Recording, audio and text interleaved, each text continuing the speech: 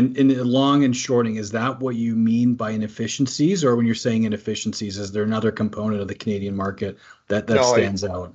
I think the main proponent of what causes the inefficiencies that I'm speaking of, which is, the opportunity for us to find a company that we think is too cheap, which we can go long again, or the opportunity we think a company is too expensive and potentially could look to short, is caused by the makeup of our market. And the Canadian market is quite unique, certainly if you compare it to the US, but most, other global markets as well on the developed side.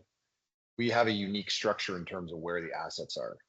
For example, in Canada, the majority of the assets are held in one of three places, I would say. The pension funds, the mutual funds, and if you want to call it the third channel, would be the investment advisor channel.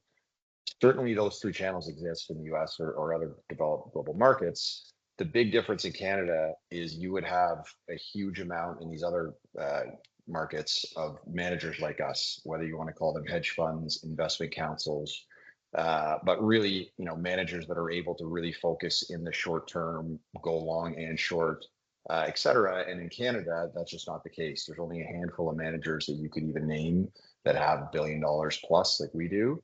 And I think, when you factor the liquidity of our market, which certainly is nowhere close to the US, and the fact that you have particularly the pension funds and the mutual funds being so large and so long-term focused when they make their investments, theoretically, there should be some opportunities for things to get mispriced, because if one of these pension funds or mutual funds wants to, let's say form a position in a name that's in the mid cap, small cap space that doesn't trade a lot, for them to put it on, in some cases, they might be buying 10, 50, $100 million positions. You can get some moves that could create some opportunities. Likewise, if they're, long a position and they choose to sell that can have, mispriced scenario opportunity as well.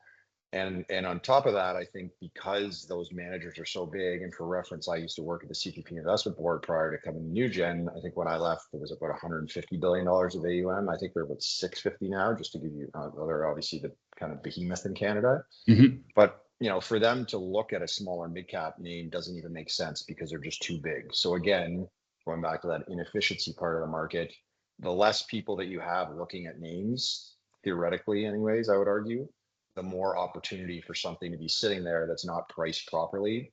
But again, in the US, if you have thousands of people like us that are looking for these inefficiencies, there's much less likelihood of those being there. And in Canada, that's not the case.